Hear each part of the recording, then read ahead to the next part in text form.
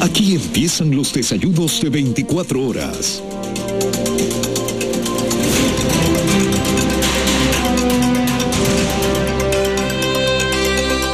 Y damos la bienvenida en el estudio de los desayunos de 24 horas en Quito a Silvana Vallejo, directora general del Servicio Nacional de Contratación Pública, SERCOP. Muy buenos días, economista, gracias por acompañarnos. Muy buenos días y muchas gracias por la invitación. Gracias a usted. Como ya lo mencionaba en el saludo, pues esta semana se expidió una resolución, calificada como resolución 95, que permitiría que haya una mayor cantidad de oferentes en sistemas de concursos públicos relacionados con el sector de la construcción. ¿Qué estaba pasando? Que se decidió pues a través del SERCOP, junto con el ministro Pablo Campana, establecer este acuerdo que se dice pues va a beneficiar mucho más a aquellos que forman parte del sector de la construcción. Es correcto, Liz. Justamente producto del diálogo y del trabajo con el sector de la construcción, hemos venido trabajando con ellos precisamente en detectar las malas prácticas que se estaban dando en el sector de la construcción. ¿Qué pasaba exactamente?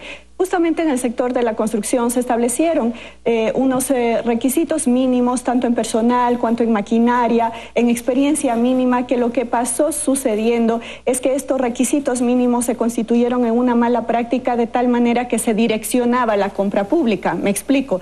Había situaciones en las cuales se tenía que hacer, por ejemplo, una pavimentación de las calles y se pedía que el requisito era ser dueño de la planta asfaltadora. ¿Quién es dueño de la planta asfaltadora? Tenemos uno, dos, no tenemos más. O que, por ejemplo, en la mano de obra los requisitos sea que tenga una educación superior, lo cual no es lo óptimo. Lo que nos debe a nosotros preocupar es la calidad de la obra, es decir, la parte de la estructura, los espacios, que se cumpla con normas mínimas de calidad.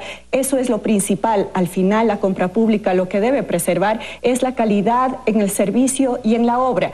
Los requisitos mínimos sirvieron para direccionar.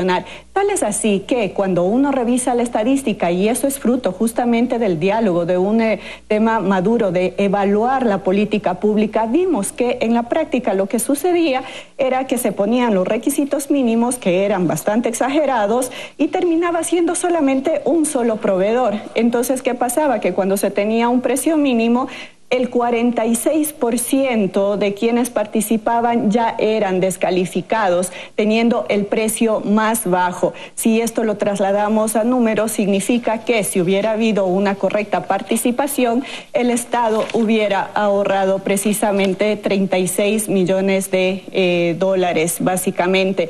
Es decir, lo que nos interesa a nosotros es que haya una mayor participación, una mayor concurrencia. Ahora, economista, pero al eliminar esos requisitos mínimos, ¿qué es lo que van a considerar entonces sí como requisitos a evaluar al momento de que haya algún ofertante dentro de un determinado concurso?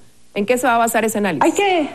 Es correcta su pregunta. No es que se eliminan los requisitos mínimos, lo que se hace es que esto no sea una descalificación en la fase contractual, pero sí sea un compromiso en la parte contractual. Cuando yo tengo una obra, por ejemplo, me debe interesar nuevamente que el edificio esté bien hecho. No necesariamente mi interés es saber con qué maquinaria fue establecida. Yo pongo unos requisitos mínimos, pero ese debe ser el compromiso para la fase contractual. Es así como hemos establecido con un sector constructor que ha venido decreciendo. Si nosotros vemos cómo ha sido el avance del sector de la construcción, vemos que desde el 2011 el sector ha ido cayendo. Sino en el año 2017 y de enero a septiembre, según los datos del Banco Central, que el sector empieza a repuntar. Entonces, pensamos que con esta resolución que lo ha dado el Servicio Nacional de Compras Públicas, en donde establece una mayor participación, sigamos apoyando a un sector que provee empleo, que provee mano de obra y que hace que pues podamos seguir desarrollando el sector productivo.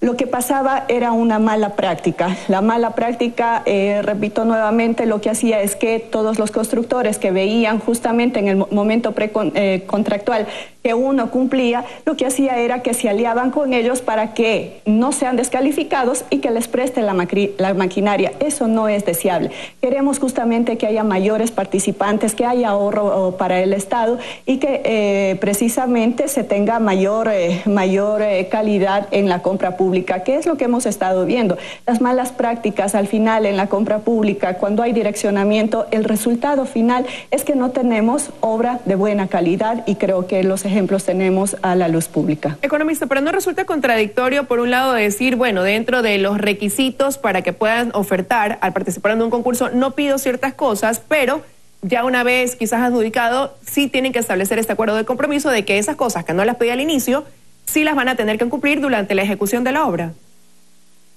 No lo pido como, yo lo voy a pedir siempre en los pliegos. Yo lo voy a trabajar y vamos a trabajar con el sector constructor en esto.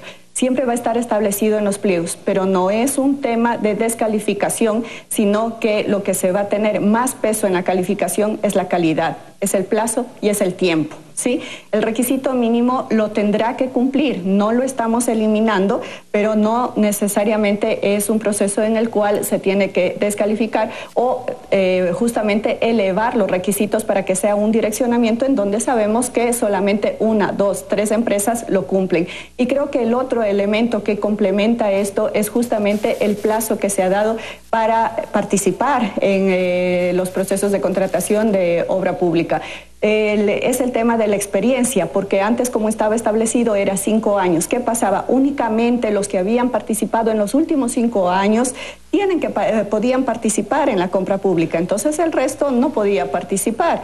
La idea es que hemos ampliado el plazo y la resolución contempla justamente que se puede acreditar experiencia de 20 años. Eso garantiza que tengamos mayores participantes, mayores concurrencias, con la consecuente ahorro para el Estado. Ahora, usted me acaba de decir que lo que se va a considerar, por ejemplo, es la calidad, y específicamente en la resolución se establece que para la licitación de estas obras, el personal técnico mínimo, ya como usted lo mencionaba, la experiencia mínima de este personal técnico, el equipo mínimo para la ejecución de la obra, la metodología, serán requisitos requeridos en los pliegos, pero no serán considerados, dice la resolución, como un parámetro de verificación de la oferta, ni serán objeto de evaluación por puntaje. Pero estas cosas que no son consideradas como evaluación de puntaje no conllevan a garantizar la calidad del trabajo que vaya a realizar ese proveedor al contar con personal calificado, al tener un equipo idóneo para poder ejecutar esa obra, al tener la experiencia mínima que efectivamente la deben reunir. No necesariamente, porque esos son lo que yo debo poner como requisitos mínimos es la estructura de la obra, son los espacios, son los estándares del edificio que quiero contratar. Eso debe ser lo principal. Cuando yo compro, por ejemplo, un celular o cualquier otro artefacto, yo me preocupo por el producto final. No necesariamente yo sé con qué maquinaria, con qué instrumentos fueron establecidos. A mí me preocupa el producto final, y al producto final es a donde yo debo apuntar mi mayor calificación. Los instrumentos con quién fueron hechos es un tema que lo tendrá que cumplir en el proceso contractual, por supuesto, y que va a estar establecido. Pero en la obra pública no necesariamente, en la norma internacional, los coeficientes y la tecnología que se utilizan no caducan de un año a otro.